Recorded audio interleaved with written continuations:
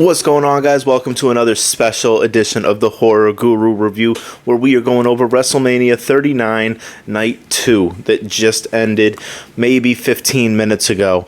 We're going to go over each and every match. We're going to go over the good parts, the bad parts, and everything in between. If you can, though, do me a favor before I begin. Hit that subscribe button, hit that like button, tell all your friends about this so we can get into it and we can all grow together. So anyway, we're going to start out one by one. The first match that they had was Brock Lesnar versus Omos. That match, it wasn't supposed to be that big. I didn't think it was going to be anything over the top. It was pretty much what I expected. You know, you had Omos come in. He did made himself look like a powerhouse. You know, Brock Lesnar, he's pretty much out the door. You know, he's a very, very part-time guy. And Omos is one of those people that's just starting his wrestling career. So to not put him over in the sense of having him win, but just have him destroy Brock Lesnar, that helped him on such a giant level. I feel like it really made him a bigger star. The match ended with Brock Lesnar with hitting him with multiple German suplexes, aka Suplex City, and hitting him with an F5, which is really what all of us fans that are longtime fans and Brock Lesnar fans wanted to see.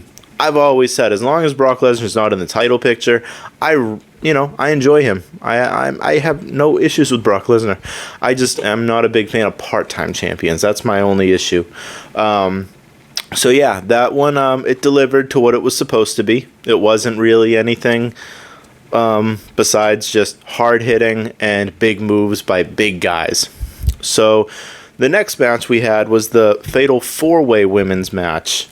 I remember, if you remember, on part 1, I told you about the Fatal 4-Way Men's match that they had on Night 1. That match was amazing. Night 2, not so much. This one had Liv Morgan and Raquel Rodriguez versus Natalya and Shotzi versus Ronda Rousey and Shayna Basler versus Sonya Deville and Chelsea Green. This match was just your typical, I guess you could say bathroom break style match. There really wasn't too much to get into with the match. I mean, they all hit a couple spots here and there, but it was nothing to like brag about at the end of the day. Ronda Rousey and Shayna Basler ended up winning the match, which I could see that happening because, they pay Ronda a lot of money to be there, and it's not like she does a lot that in WWE now that she's not the champion. So, and she's an attraction, so people want to see Ronda Rousey. I was going for Sonya Deville and Chelsea Green. I think that Sonya Deville has had a not a very good track record with WWE. I think she puts in so much work, and they don't appreciate what she does. And Chelsea Green has just had, bad incidents after bad incidents, unfortunately getting hurt.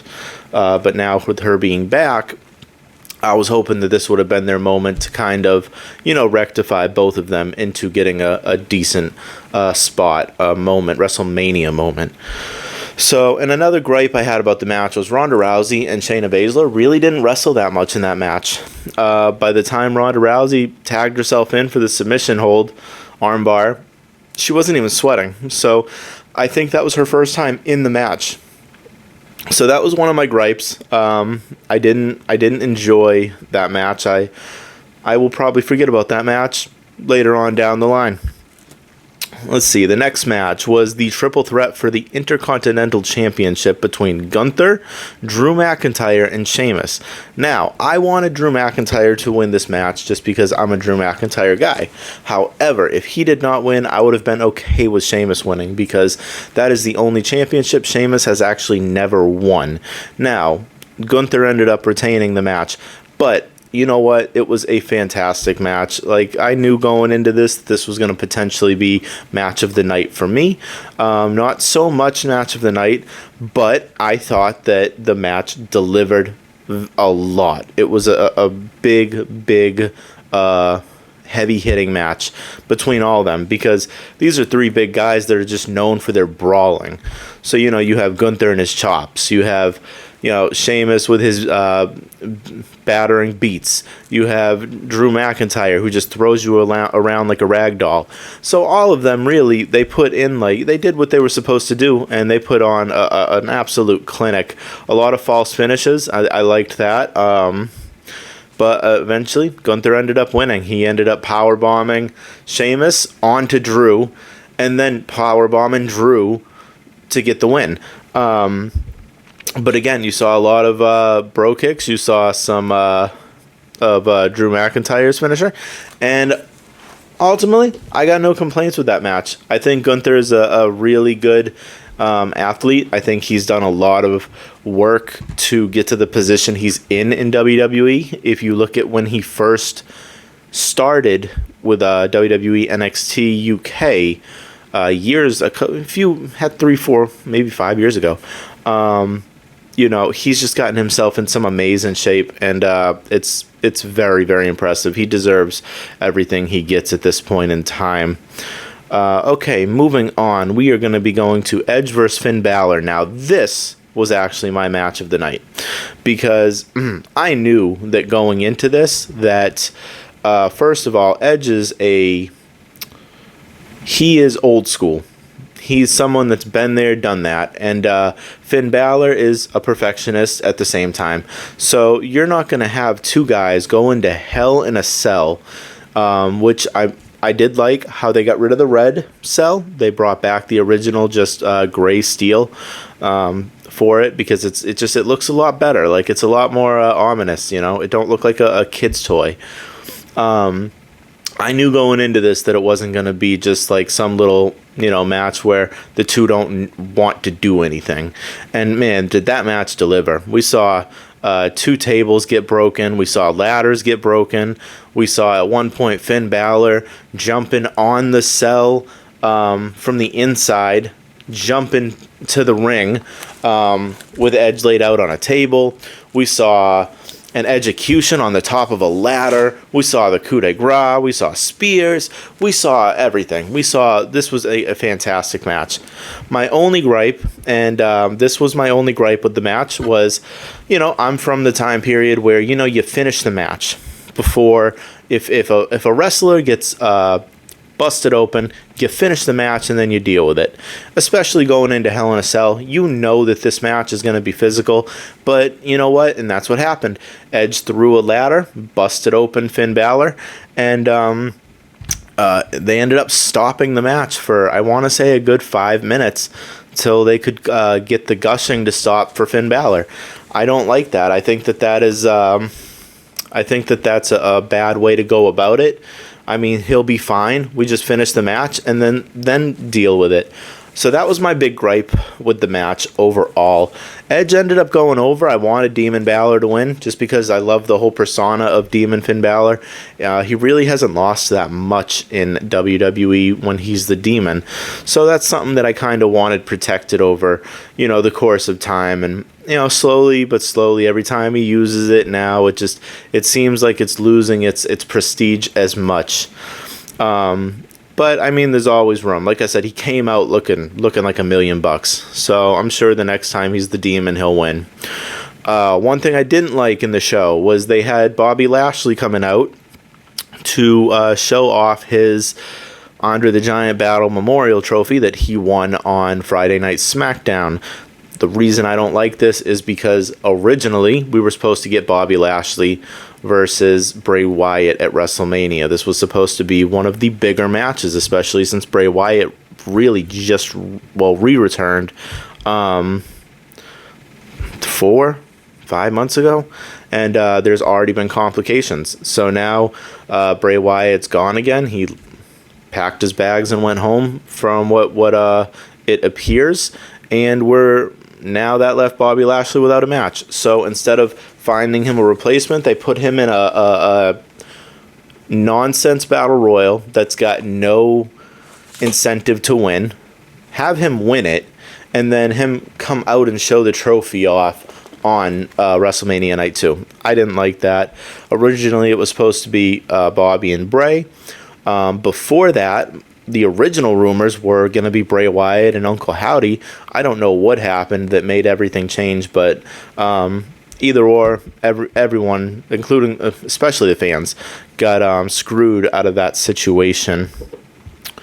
All right, moving on. We have we have the Miz and Snoop Dogg come out again. They come out because they're the hosts of WrestleMania this year, and Miz says he didn't appreciate Snoop putting him in a match last night, even though and he ruined his suit.